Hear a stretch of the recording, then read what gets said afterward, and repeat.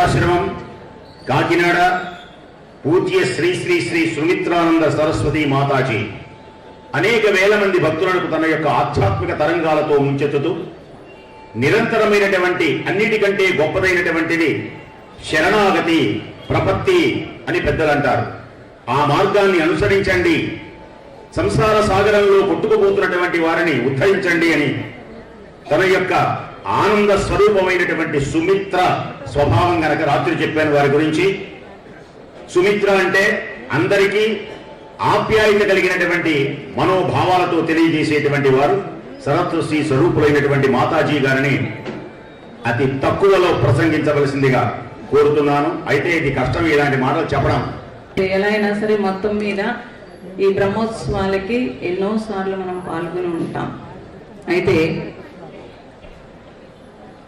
బ్రహ్మోత్సవం అన్నప్పుడు ఆ బ్రహ్మం యొక్క ఉత్సవం అన్నారు.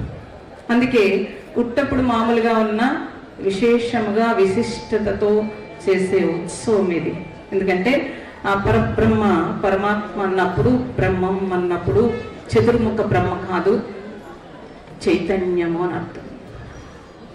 అటువంటి సర్వవ్యాపకమైన చైతన్య శక్తికి ఉత్సవం అన్నప్పుడు ఇంత ఈ మాత్రం చూడండి, ఇదంతా ఒక కళ, ఒక అందమైన స్థితి, అనుభూతి. అటువంటి అనుభూతిలో మనందరినీ ఉంచడానికి ఆలయ కమిటీ పెద్దలు లేకపోతే ఎంతో మంది కృషితోటి మనం అందరం ఆనందంగా ఉంటాం. అయితే మీరందరూ కూడా స్వామివారిని అనేక విధాలుగా స్తుతిస్తారు, కొలుస్తారు. అలాగే మీ బాధలు, ఇబ్బందులు, సంతోషము అన్నింటిలోనూ దర్శనం ఉంటుంది. ఏదైనా ఇబ్బంది వచ్చినప్పుడు దర్శనం చేసుకుంటాము, అలాగే మనకి సంతోషంగా ఉన్నప్పుడు కూడా దర్శనం చేసుకుంటూ ఉంటాం. ఆ దర్శనముతో మన జీవితంలో ఆ దర్శనాలతోటి, ఈ కంటితో దర్శనంతో మనకి టెంపరరీ ఆనందం ఉంటుంది, అంటే కొద్ది క్షణాల ఆనందము. అలాగే భగవంతుడు మనకి తోడుగా ఉన్నాడనే సంతృప్తితో ఉంటాం. కానీ పూర్ణంగా తత్వంలో భగవంతుడిని దర్శనం అంటే ఇక్కడ విష్ణువు మంత్రంలోనే, రోజు ఉదయం మంత్రంలోనే బ్రాహ్మలు చదువుతారు, తద్విష్ణువు పరం పదగం సదా సూరయ దివ్య చక్షు ఆతతం అనే మంత్రం చదువుతారు. తద్విష్ణు పరం పదం అంటే ఆ పరంని చేరుకోవడం కోసం మనం ఈ చర్మ చక్షులతో చూసేది కాదు, ఆ దివ్య చక్షువు అన్నప్పుడు, ఆ విష్ణువు అన్నప్పుడు, విష్ణువు అంటే వ్యాపకం అని అందరికీ తెలుసు. మరి ఆ వ్యాపకత్వాన్ని గుర్తించగలిగే స్థితి మనందరికీ రావాలా వద్దా? మరి మనం ఆ వ్యాపకత్వాన్ని చూస్తున్నామా, నామరూపాల్లో ఉన్న దైవాన్ని గుర్తిస్తున్నామా? అయితే భావాతీత స్థితికి వెళ్ళాలి కాబట్టి నామరూపం నుంచి ఆరాధన ఉంటుంది. కానీ ఆ ఆరాధన ఎంత దూరం వెళ్ళాలంటే ఆ వ్యాపకత్వమైన ఆ పరం యొక్క ఆ స్థితిని చూడటం కోసం, తెలుసుకోవడం అంటే ఆ దివ్య చక్షు అంటే సూర్యుడి యొక్క వెలుగుతో ఈ కంటితో చూసే నామరూపాల యొక్క స్థితి నుంచి దివ్య చక్షుతోటి, అంటే ఏ సూర్యుని ఆధారము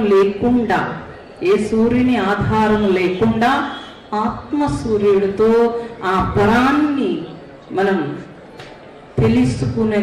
చూడడం అంటే తెలుసుకునగలిగే స్థితిని పట్టుకోవడమే మానవ జన్మ యొక్క ఉత్తమ లక్షణం.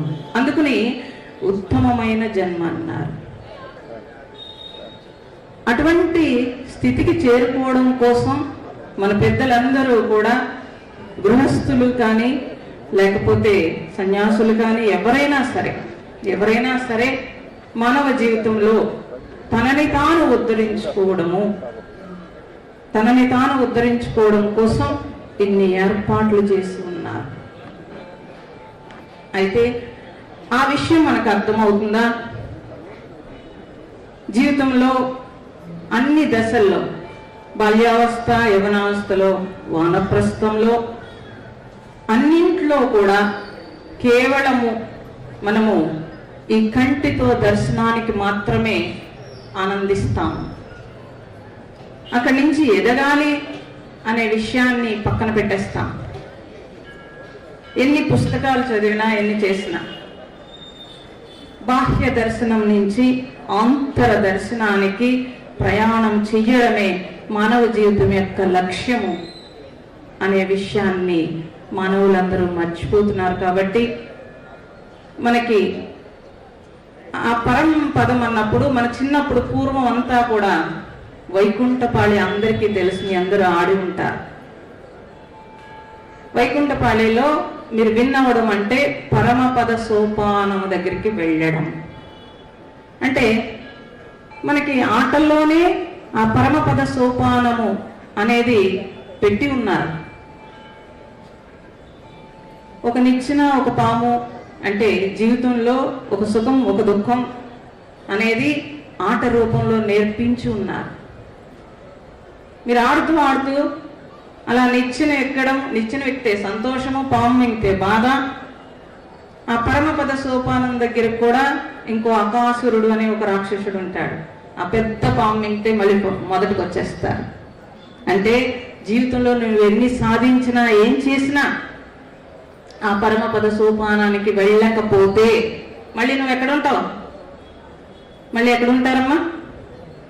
మళ్ళీ మొదటికి వచ్చేస్తారు అనే విషయాన్ని ఒక ఆట రూపంలో మన పెద్దలు చదువుకోకపోయినా ఎంతటి జ్ఞానంతో, అంటే మానవ జన్మ కేవలము ఒక ఉద్యోగము, లేకపోతే బయట పోస్ట్లో, లేకపోతే ఎదగడమో కాదు, అంతర వికాసము అని తెలియచేయడం కోసం ఆటతోటే నేర్పించి ఉన్నారు మనకి.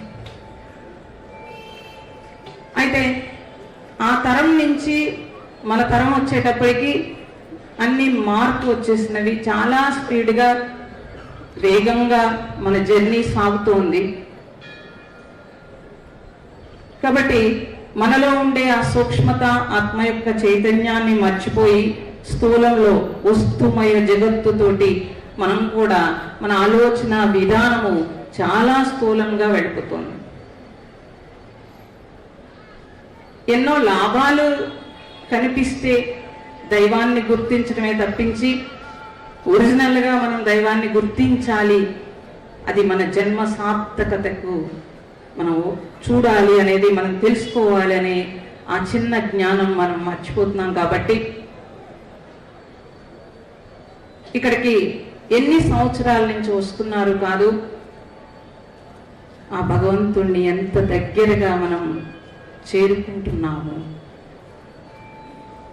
అని ఈ బ్రహ్మోత్సవం నుంచి మళ్ళీ బ్రహ్మోత్సవంలోగా ఆంతరముగా ఎంత ఎదిగాను నేను అనే విషయం తెలియాలి.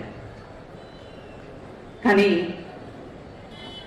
ఒక ఉత్సవంలో ఉండే హుషారు, ఉత్సాహము ఏదైతే ఉందో దాంట్లో మనం తెలుసుకోవాల్సింది, నేర్చుకోవాల్సింది ఏమిటి అనే చిన్న ఆలోచన లేకపోతే ఎన్నో ఉత్సవాలు జరుగుతుంటాయి, అంతే శ్రమ పడుతూ ఉంటారు.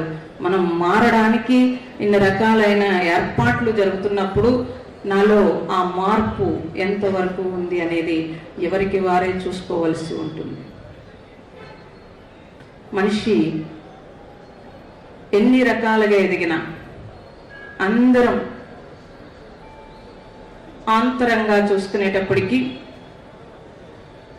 మన వేగం, అందుకే కళ్ళు మూసుకుంటే మన ఆలోచన ఆగదు, ఎంత స్పీడ్గా వెళ్తుంది అంటే మన ఇన్నర్ ఎలా ఉందో చూసుకోవడానికి మనం కళ్ళు మూసినప్పుడు లోపల ఎన్ని రకాలు పరుగు పెడతాయో తెలిస్తే కనుక బాహ్యంగా మనం చాలా గొప్పవాళ్ళం అయి ఉండొచ్చు గాక, ఎన్నో పోస్టులు చేయొచ్చు గాక, కానీ కళ్ళు మూసుకుంటే మన మనస్సు మన మాట వింటుందా?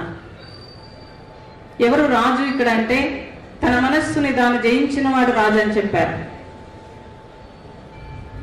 అందరినీ జయించగలను కానీ నా మనస్సుని నేను జయించగలనా అన్నప్పుడు అన్నీ నా మాట వింటాయి, అన్ని ఇంద్రియాలు నా మాట వింటాయి, కానీ నా మనస్సు అనే ఇంద్రియం నా మాట వినదు.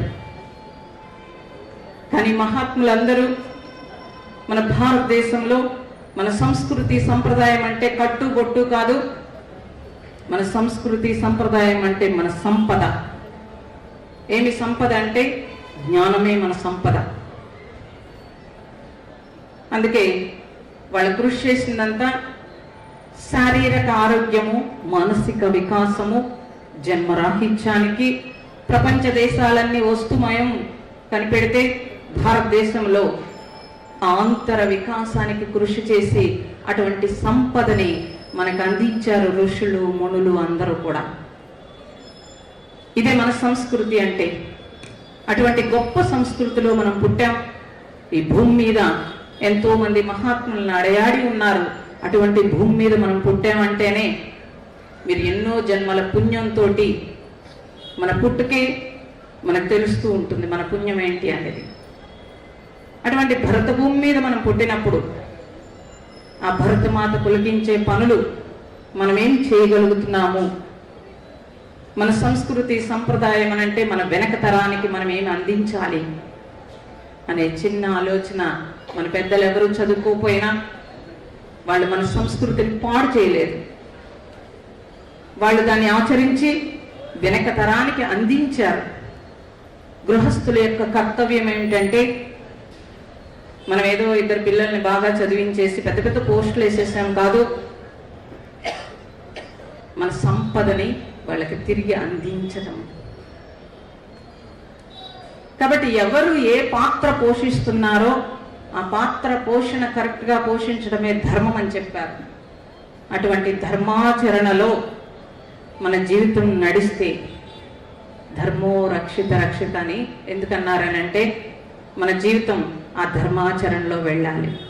మీరు ఏ పాత్ర పోషిస్తున్నారో ఆ పాత్రకి మనం న్యాయం చేస్తున్నామా లేదా, దానికి సహకారంగా మనం భగవంతుణ్ణి అర్థించడము, ఆ సహకారాన్ని నాకు అందించమని, ఆ ధర్మాన్ని మనం ఆచరించినప్పుడు ఆ ధర్మం మనల్ని రక్షిస్తుందని చెప్పారు. కాబట్టి కొత్తగా ఎవరు ఏం చేయాల్సిన అవసరం లేదు. ఎవరెవరు దేంట్లో ఉన్నారో ఆ ధర్మాన్ని సవ్యంగా ఆచరించి మన సంస్కృతి అనే సంపదని మనం కాపాడటమే మన ధర్మము అని తెలుసుకుంటే కనుక మన జీవితము సవ్యంగా సాగుతుంది. వెనక తరం మనల్ని చూసి నేర్చుకుంటాడు. వివేకానందుడు చెప్తాడు, మాటతో ఎవరిని మార్చలేరు, మీ నడవడికని చూసి మీ వెనక నడిచి రావాలన్నారు. మరి మన వెనక జనరేషను, మన నెక్స్ట్ జనరేషను మనల్ని చూసి మనతో పాటుగా ప్రయాణం చేయాలి. నువ్వు చదువుకో, చక్కగా ఉద్యోగం తెచ్చుకో, సంపాదించుకో అనే మన స్లోగను ఈరోజు మనకి మనశ్శాంతి లేకుండా చేసింది. ఇది చెప్పినా చెప్పకపోయినా మళ్ళీ ఇటు ప్రయాణం ఎందుకు చేస్తున్నారంటే ఎన్నున్నా మనశ్శాంతి లేదు కాబట్టి ఈ జర్నీ సాగుతోంది అని అందరికీ తెలుసు. మరి మన సంస్కృతిలో భాగంగా 4 కాలాలు పెట్టారు. బాల్యం, యవ్వనం, వానప్రస్థం, నెక్స్ట్ ఏంటండి వృద్ధాప్యం అనేస్తారు కాదు, సన్యాసము. సన్యాసం అంటే బట్టలు వేసుకోవడం కాదు, విడుదల, మోక్షం వైపు ప్రయాణము, విడుదలకి ప్రయాణము. అందరికీ తెలుసు వృద్ధాప్యం అని. కాదు, వానప్రస్థంలో అంటే బాల్యంలో నువ్వు ఎదగడానికి శరీర పోషణకి ఏం కావాలని చేసుకుంటావు. యవ్వనంలో నువ్వు మోసుకొచ్చిన రుణానుబంధాలన్నీ ఏమున్నాయో వాటన్నింటినీ తీరుస్తావు. వానప్రస్థం వచ్చేటప్పటికి వీటన్నింటిలో ఇరుక్కున్న మనస్సుని వెనక్కి తీసుకురావడం వానప్రస్థం అయితే, సన్యాసంలో బంధ విమోచనము చేస్తే వృద్ధాప్యము స్వర్గం అని చెప్పారు. కానీ మనం ఏం చేస్తాం? వానప్రస్థం లేదు, జీవితం అంతా ఒకటే పరుగులతోటి ప్రయాణం చేసినప్పుడు ఇంకా సన్యాసం సంగతి పక్కన పెట్టారు. సన్యాసం అంటే బట్టలు వేసుకోవడమే అనుకుంటున్నారు. కాదు. ఎవరెవరు వీళ్ళలో పూర్వం గమనిస్తే మీకు తెలుస్తుంది, పిల్లలు పెళ్ళిళ్ళు అయిన తర్వాత చక్కగా భార్యాభర్తలు ఇద్దరూ కలిసో లేకపోతే ఎవరో ఒకళ్ళైనా సరే కాశీ ప్రయాణము లేకపోతే యాత్రా ప్రయాణం అంటే మఠంలో నిద్ర, సత్రంలో భోజనం చేసుకుంటూ భగవన్నామం చేసుకుంటూ వానప్రస్థంలో ఇల్లు అనేది గుర్తు లేకుండా వాళ్ళు అనుభవించిన భోగాలన్నీ వదిలేసి మఠంలో పడుకుని సత్రంలో భోంచేసి భగవంతుడి వైపు మాత్రమే జర్నీ చేసుకుంటూ వానప్రస్థం గడుపుతూ బంధ విమోచనం ఆటోమేటిక్గా అయిపోయేది. మళ్ళీ వెనక్కి తిరిగి చూసేవారు కాదు. మీరు గమనిస్తే గుళ్ళన్నీ కొండ మీదే ఉంటాయి, కానీ ఆ కొండ మీద కూడా నడిచి వెళ్తూ చక్కటి వానప్రస్థ జీవితాన్ని గడిపేవారు. ఈ తరం దాన్ని పక్కన పెట్టారు. ఖాళీ లేదు ఎవరికి. తలకి రంగు వేసి పెళ్ళిళ్ళు, పేరెంటము, మా ఇంట్లో పెద్ద దిక్కు నేనేనండి, మరి నేను పెళ్లి చేసుకుని ఆయన ఈవిడి తిట్టుకోకుండా ఒక్క క్షణం కూడా ఉండరు. నేను వెళ్ళి ఆశీర్దిస్తే అందుకే పిల్లలు 4 రోజులు కూడా కాపురం చేయట్లేదు. ఈ విషయం అందరికీ తెలుసు. అయినా సరే పూర్వం అయితే పెద్దలు ఇంటికి పెద్ద కుటుంబాన్ని నడిపిన పెద్ద ఎవరో వెళ్ళి అక్షింతలు వేసేవారు. ఆ పిల్లలు చక్కగా ఉండేవారు. మనందరి జీవితాలు అలాగే గడిచినాయి. వానప్రస్థం పక్కన పెట్టేయడంతో వెనక తరం అయిపోయిందండి. వెనక తరం చాలా కష్టపడుతోంది. కాబట్టి గృహస్థు జీవితంలో తల్లిదండ్రులు ఆదర్శంగా నిలబడాలి. అలాగే మీ జీవితాన్ని ఆ పరమ పదం వైపు, ఆ పరం వైపు నడపడానికి, మన జీవితాన్ని మనం నడుపుకోవడానికి మీ అందరికీ కూడా ఆ భగవంతుని ఆశీస్సులతో ఆ వ్యాపకమైన విష్ణువుని మీరందరూ అంతరంలో తెలుసుకోవాలని ఆ భగవంతుడిని ప్రార్థిస్తూ సెలవు తీసుకుంటాం.